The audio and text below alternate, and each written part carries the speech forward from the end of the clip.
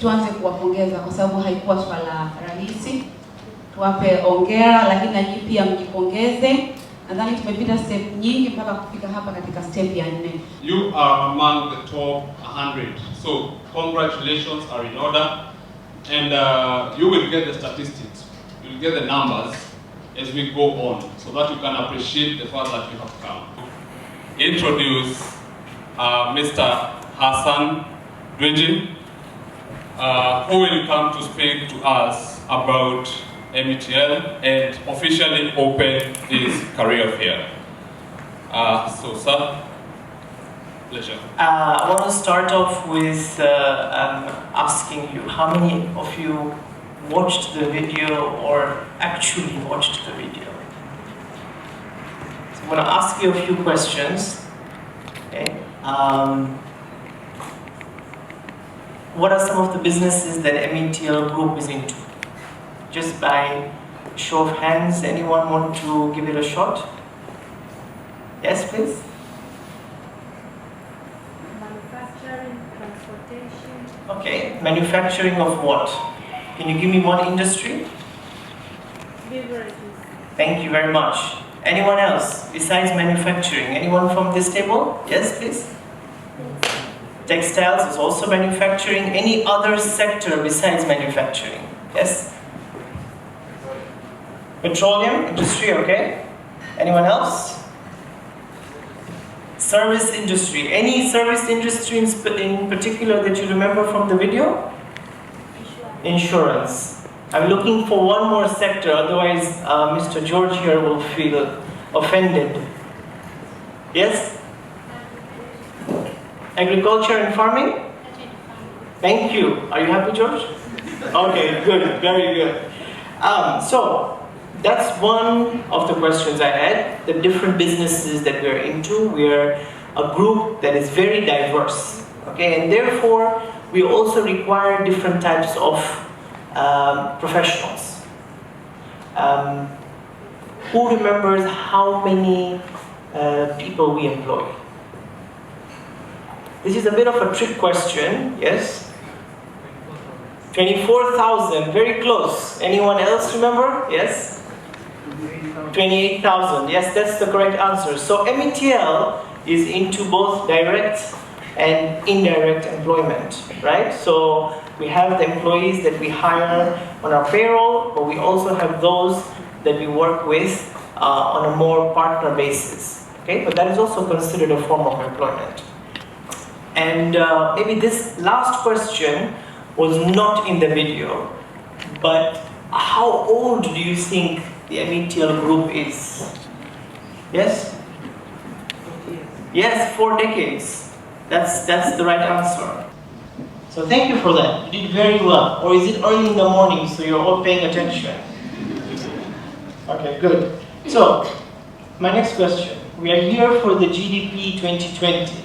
I hope that this question I can get the answer to from all of you after the count of 3. What does GDP represent? 1, 2, 3. Thank you. Very good. Okay, so you're at the right place. Okay. What is the aim of the Graduate Development Program?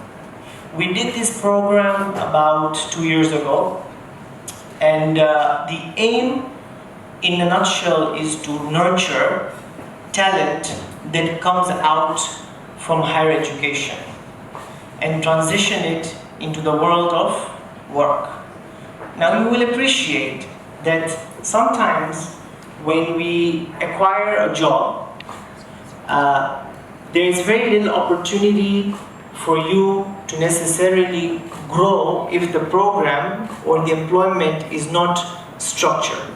So you may find yourself in the same position for years sometimes.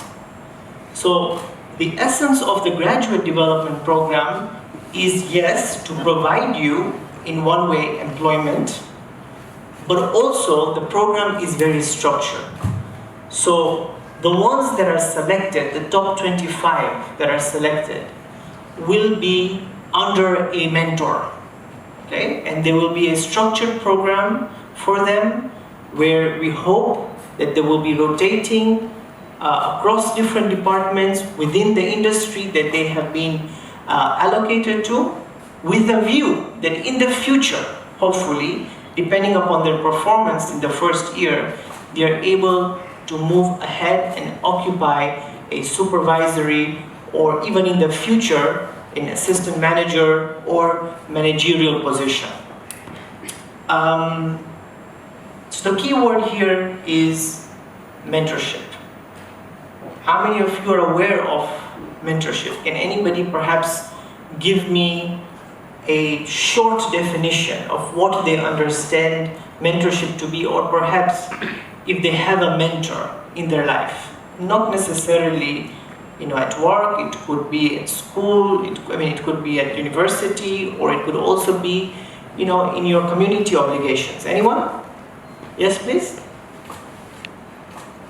You'll need to speak up. Okay, so training, it involves learning. Anybody else? Yes? Yeah. Actually, a mentor is someone who is professionally ahead of you. So it will actually give you direction towards where you want to go. Okay, I like that. Direction, training. One more. Yes, please. The girl at the back.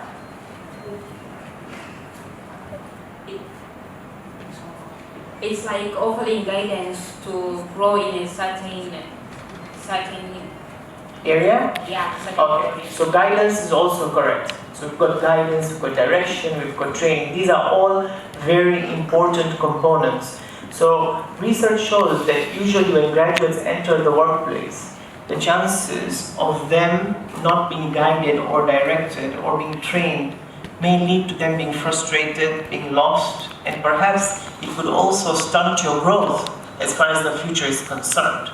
Okay, so mentorship programs, graduate development programs play a very big role in that, and we hope that with this program that we have created today, as well as in the years to come, will help achieve our objective of playing a part in the development of graduates in Tanzania. Now, Stephen mentioned earlier in the program that you are the lucky ones. We had applications to the tune of 1,890. That's a lot of applications. So we went through a process first to screen those applications, looking at whether they met our initial criteria. Once that was done, all of you underwent an aptitude test. Do you remember? Was it hard? Was it difficult? Okay, some of you barely passed. But there's good news to that as well. And some of you did really well. Who are the engineers here? Engineers? Yeah. The engineers, Stephen did very well, right? Yeah. But let's see now how they do today, right? Because remember, when you're hiring or in employment, do you only look at aptitude, IQ? Do you only look at that? No, there are also other factors. And as you enter the world of work, you'll realize that there are also subjective elements that we look at, which I'll come to. So 1,890 applications were screened, you went through an aptitude test, and now what you're here for today is, yes, a very enjoyable careers fair. We hope that you will learn something, but during the course of the day, there will be situational tests. We'll put you into groups and we will actually give you simulations from the world of work to kind of gauge how you are interacting with one another. And we have a criteria, which Stephen will share later, what it is that we are looking for. That will shortlist the group further. And then the final stage will be the interviews. And then the top 25 will be selected. So, are we excited or nervous? How many of us are excited? None of you? Okay, good. Who doesn't like competition? Come on. Competition is fun. Competition is what actually builds your endurance, right? And remember, even if you lose, Okay, there is learning that has gone through the process. So next time, what happens? You can do a better job. Okay, so don't be disheartened. Now, yes, I didn't introduce myself fully. I am the HR director for MeTL Group, but I have a very strong passion to work with young people like yourself. So I also do a lot of career counseling and career coaching.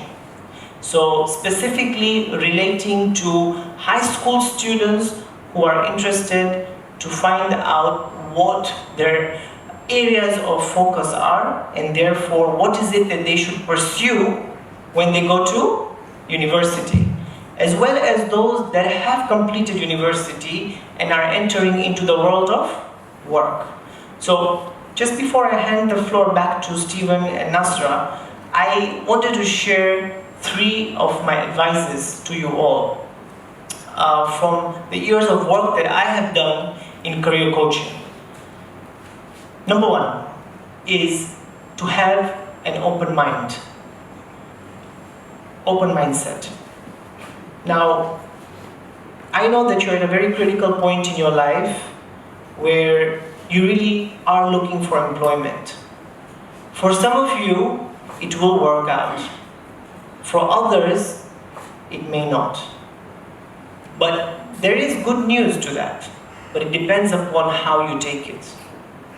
So, if you're given even an unpaid internship opportunity, or perhaps you're given a job which is much junior to what it is that you anticipated in a different organization, seize that opportunity.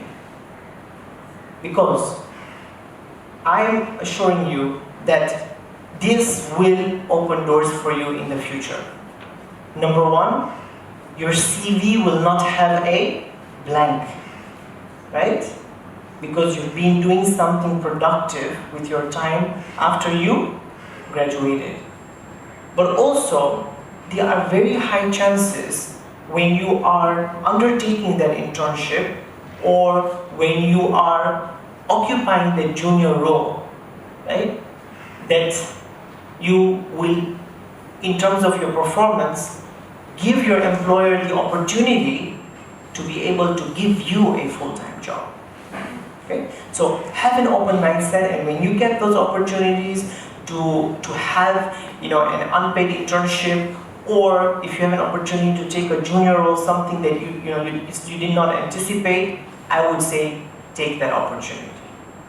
So this is my first advice to you, and I have a short story to go with that. I initially hired someone in HR who was not necessarily having an HR background. I took them as an intern, and interns most of the times are not given valuable work. So you need to make sure when you are working in an organization, you do get valuable work to do.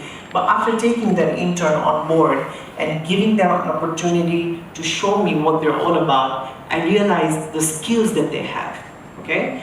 And gradually transitioned them into a junior role. And then I took them as a head of a specific unit of mine as far as HR is concerned.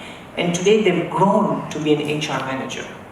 Okay, so this is a real story, that someone who actually was looking for a full-time job but seized the opportunity to take something on a more internship basis and then grew.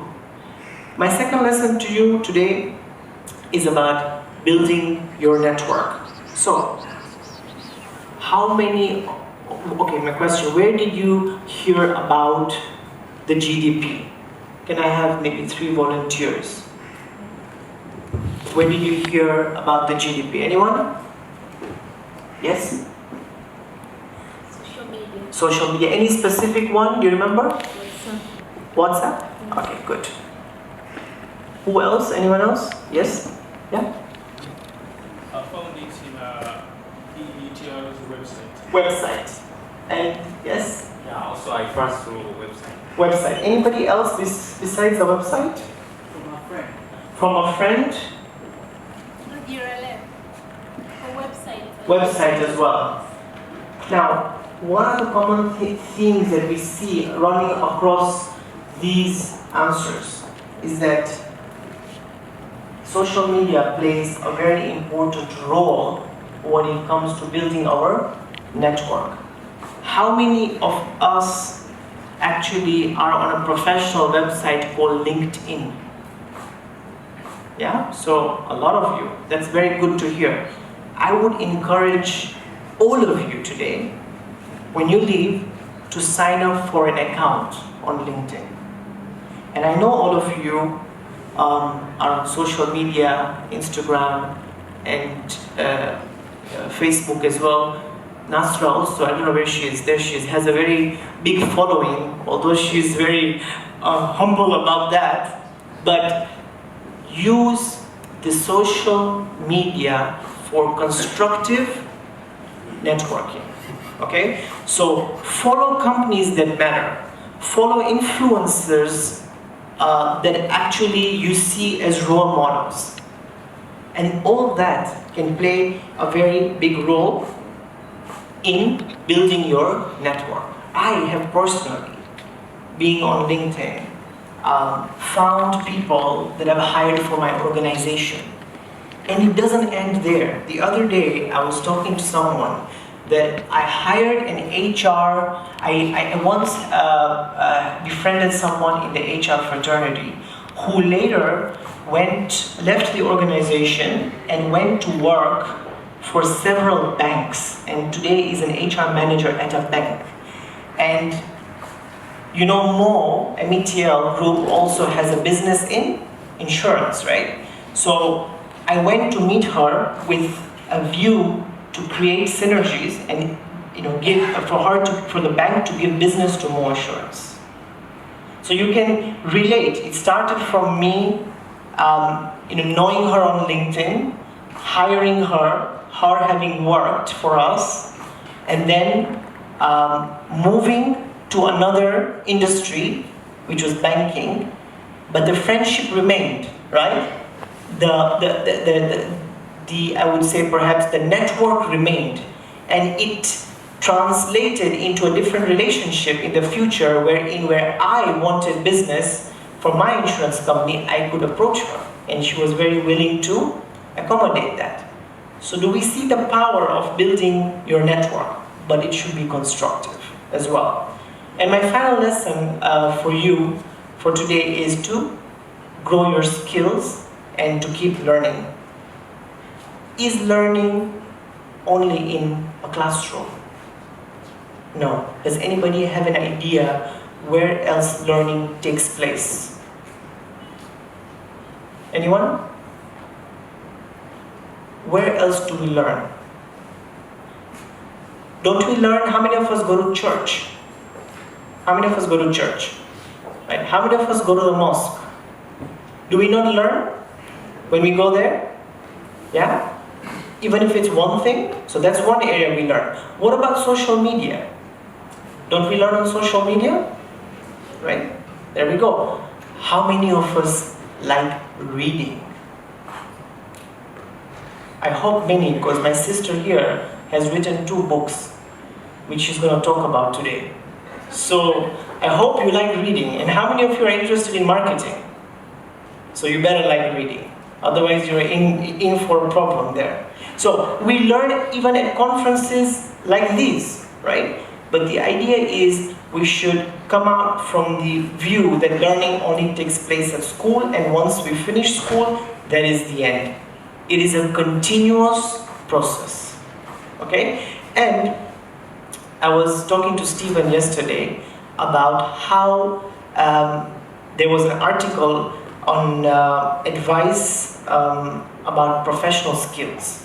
So when you go to school, obviously, you learn more of the theoretical knowledge. But as you transition into the world of work, yes, that theoretical knowledge or competency is very important for you to perform your job. But then there are those soft skills. Do we agree? Those soft skills that actually make a difference. So, I don't want to sound so pessimistic, But it does not mean that because you did well in your aptitude tests, that necessarily today you will do well in your situational tests and therefore do better or do well in your interviews. What we're looking for is more than your IQ.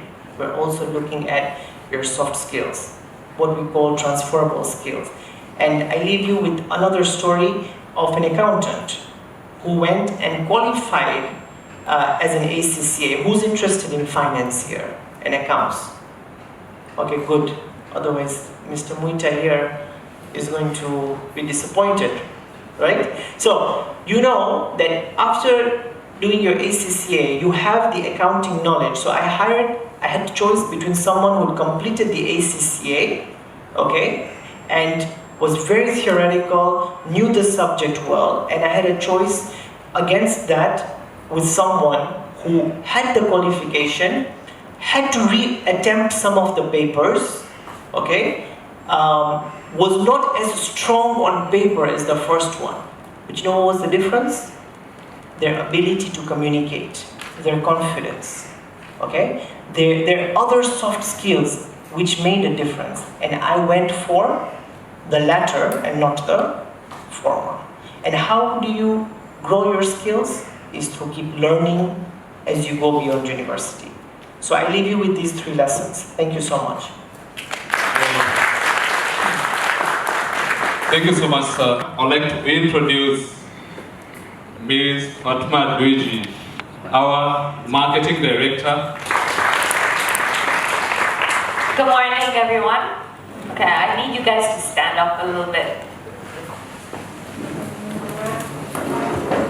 You need to stretch, you know, in the mornings. Okay, so I'm the marketing head. Before I start with my presentation, I want to ask you, what do you guys know about marketing? What is marketing to you? The strategy to promote a certain product. Absolutely. Okay, one last one. Right at the back over there.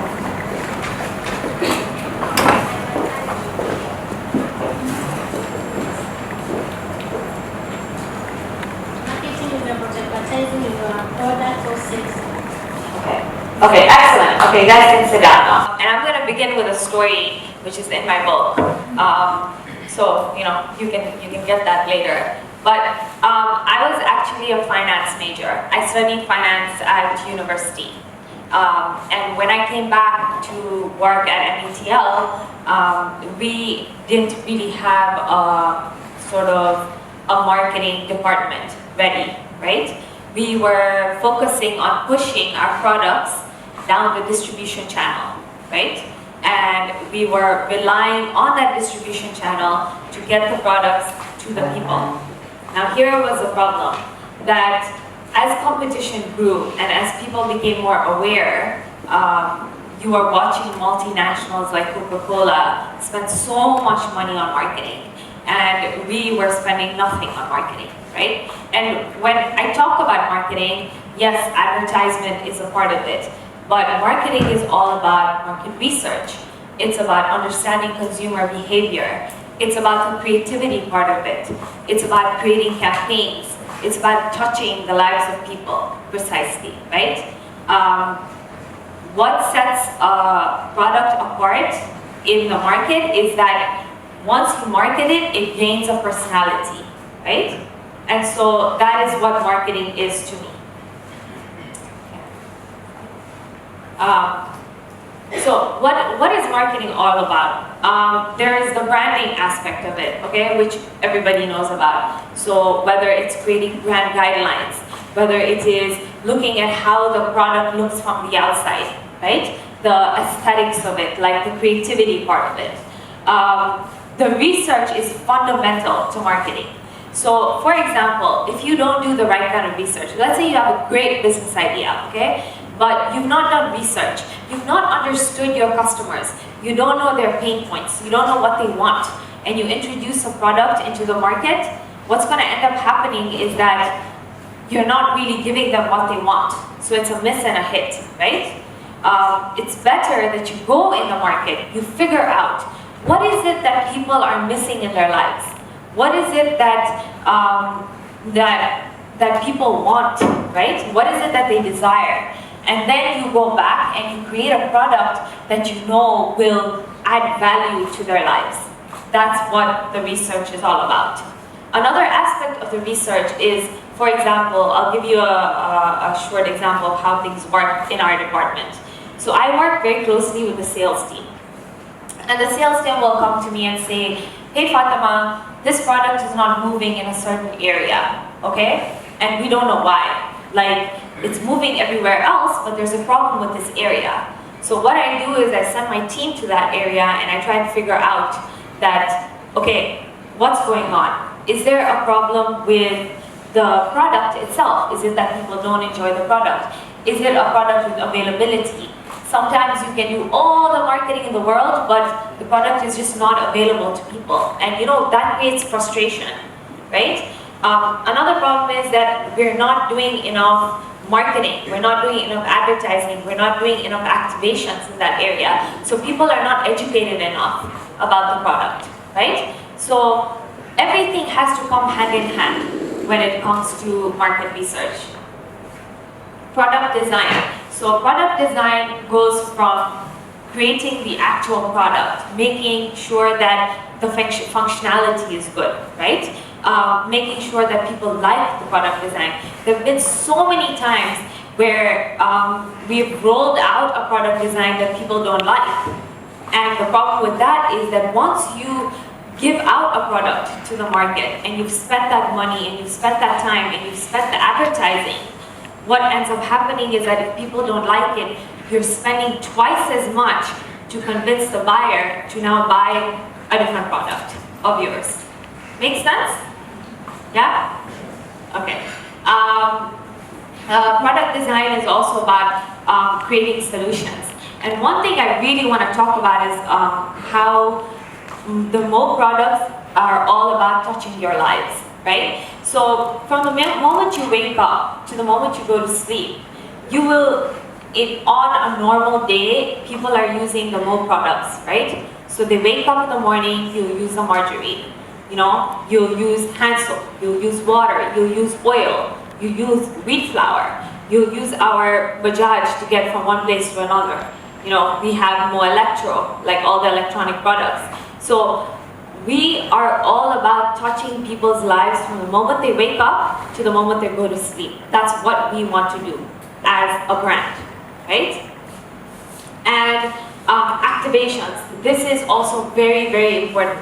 You see, you cannot come up with a product and then not educate people about the product. There have been so many times. For example, when we introduced More Energy to the mass market, people who knows about Red Bull here? Yeah, everybody knows about Red Bull, right? But in the Tanzanian market, there was nothing like Red Bull, right? People didn't know what Red Bull was because it is a drink that's 3,500 shillings, and you get what, like 350 ml less, right? It's like a small can. So when we introduced the Mo Energy at that time, we had to make sure that we were educating people on what Mo Energy is all about. How is it going to help your life? How is it going to touch the lives of people, right? And that entire process of educating them is going to make sure that it touches people's lives and it adds value to their lives so that they are more able to go out and buy the product. Make sense? Okay. So what are some of the core areas of marketing, right? So yes, creativity is a huge part of marketing, but it is not the only part of marketing, right? Let's say you want to become a marketer, but you feel like, oh, you know, I'm not very creative. There's so many other things you can do, right? If you're an analytical person, you can go into the research aspect of it, right? If you are someone who is, you know, passionate about, let's say, coming up with a product design, you know, and working on that front, then you can do that. But it's very, very important that you have certain skills and you have certain things within you that make you a good marketer. And one of the things is, yes, creativity is key. You know, the ability to communicate, the ability to be passionate about what you're doing every single day, right? A sense of teamwork. You know, you have to learn how to work with other people. I'm very lucky that I've had an amazing team, and I've had a team of people that I've worked with for the last 10 years since I started the department. You know, Sakina being one of them, and I don't know Robert where he is, but he was around here. And yeah, so it's fundamental that we're able to work together, because marketing cannot work on its own, right?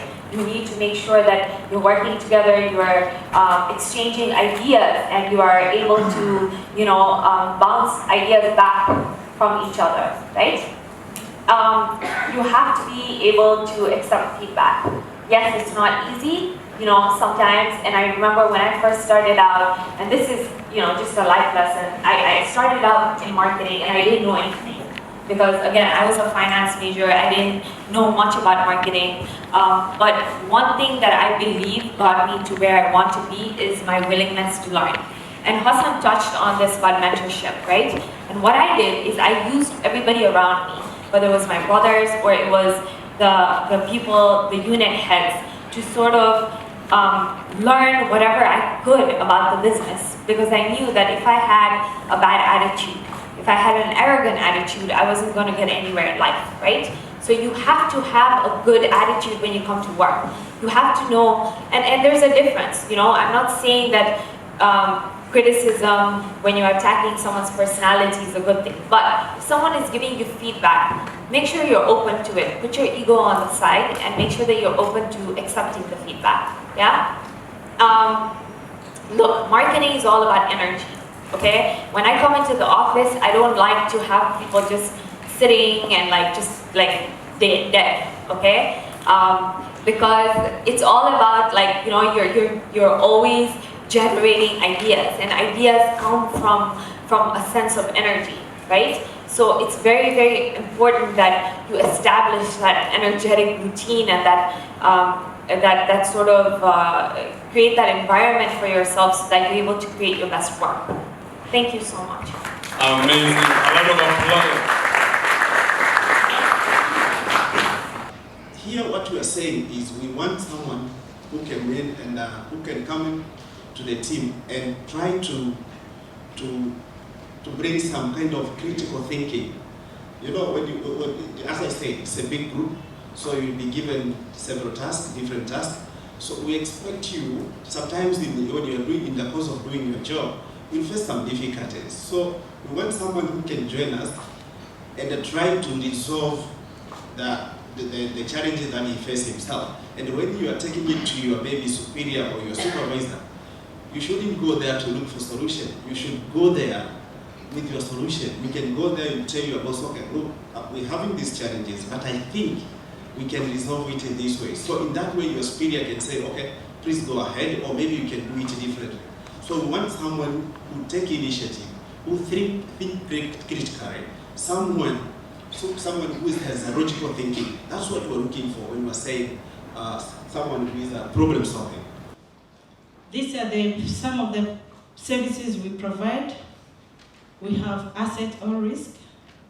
All the assets, for example, in the company, industry, or anywhere, we insure them.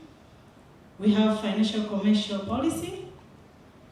That one we insure commercial building like the one we are in.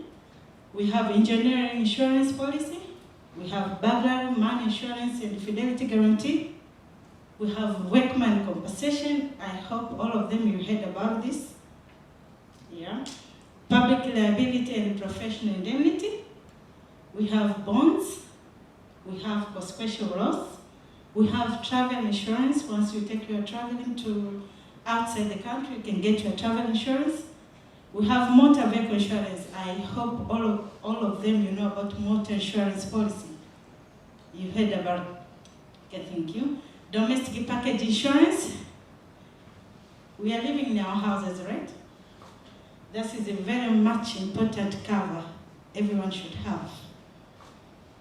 We have medical insurance as well. Everybody heard about medical insurance. Now, we are going to this agriculture insurance. And most of Tanzanians are agriculturists. So we are going so fast on that one. Thank you. We are happy to find a person who always comes with the solution. For every problem you face, when you come with a solution, it is wonderful for us. So we are looking for such kind of people. And for those 2 mechanical engineers who I saw, once I finish the session, I think I have a small interview with them. Those 2 guys, mechanical, can you stand up please? Yeah, one is here, one is there. For you, I think, meet me after this session. All right. My question was, do you manufacture everything inside Tanzania or some of it comes from outside Tanzania, and how did Corona affect that, and how did you solve it? We manufacture most of the product what we sell here in Tanzania itself. There are certain products we import it from outside the country. Obviously, when this pandemic hit the outside country, not to the extent that Tanzania was suffering to so much that we were not able to do business, we were still importing a small amount of stock, small amount of product containers coming in from different countries which were on the high sea. So we got that, and by God's grace, by the time the other government were able to understand the damage and the consequences and how to tackle it, the export from those countries where we were importing the product started doing the business again. So it was not much of a dent, yes, but obviously with the pandemic like this such happens, we always have a dip in the sales of 2 to 2.5%. So obviously, but most of the product we sell are being manufactured here in Tanzania in our own factory, in MeTL factory itself. We have different sections, and each one of you has a field of knowledge within the engineering. We have electrical, we have civil. What we have at MeTL is that you have supervisors.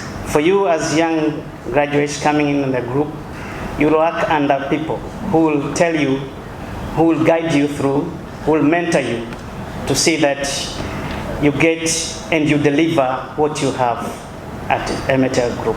Na kwa siku ya leo, kama tulivyowakaribisha, tulikuwa tuna zoezi la Graduate Development Program, ambayo ni nia kubwa ya kufanya hivi ni kwa ajili ya kufungua fursa ya ajira kwa wale ambao wanakuwa ni freshers, wametoka tu mashuleni na bado hawajapata experience.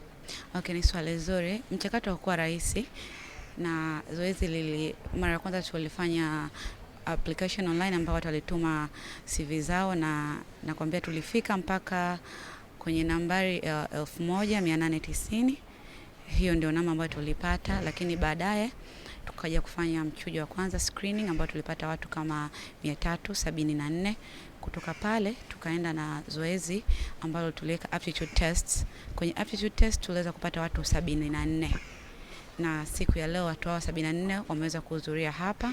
Lakini baada ya zoezi hili, kwa siku ya leo tutaweza kutoka na watu 35, ambao kutokea kwenye hao watu 35 tutaenda kuandaa zoezi la interviews, ambao tutawa interview, na baada ya hapo tutapata watu 25, na kupitia watu 25 tutaenda kufanya kitu kinaitwa mentorship kwa miezi 12, na baada ya hapo tutawapa ajira.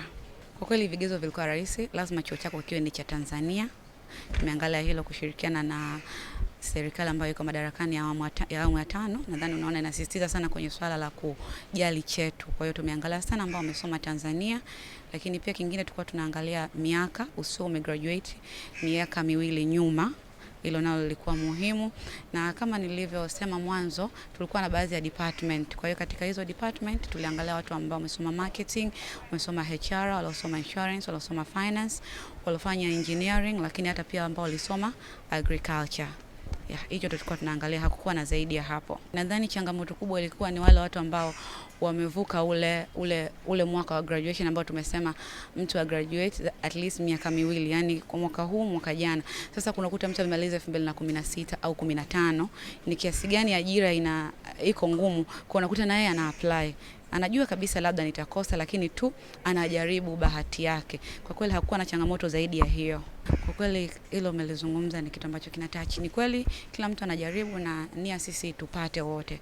Lakini vizuri ndio kama tumeanza, tumewapa counseling tayari kwamba kushindana na kuna kushinda na kuna kushindwa. Kwa hiyo sisi kwa wale ambao wameshindwa hatuwaoni kama wameshindwa, kwa sababu kama mwakani tukifanya zoezi hili tena, ina maana bado wana chance, kwa sababu tumesema miaka 2. Kwa hiyo wale graduate mwaka huu bado tena ana chance ya mwakani. Na nje ya hapo kampuni ya Mohammed Enterprises inaajiri kila siku. Kwa hiyo wanaweza kukosa kwenye GDP lakini wakapata kwenye zoezi jingine la ajira. Nimekuja hapa leo tarehe 28 kwa kuhudhuria programu inayokwenda kwa jina la Graduate Development Program, ambayo inakuwa organized or conducted by the MeTL, ambapo programu hii lengo lake kubwa ni kuendeleza zile local content, ambapo watu watakuwa wanachujwa. Kuna assessment mbalimbali ambapo tutakuwa tunapitia stage 5. Kwa sasa tumepitia stage ya 4. Watakaofanikiwa wataenda stage ya mwisho ya 5 ya oral interview. Mwisho wa siku watakuja kupatikana watu 25 ambao wao ndo watakuwa wanakuwa mentored, watapitishwa katika kila department within 1 year. At the end of the day watakuwa assessed, if they will be better then watakuwa wanagewa zile supervisory vitengo, wanakuwa kama manager hivi fulani. That is all. Unaajiriwa, ila inakuwa katika position kubwa kidogo.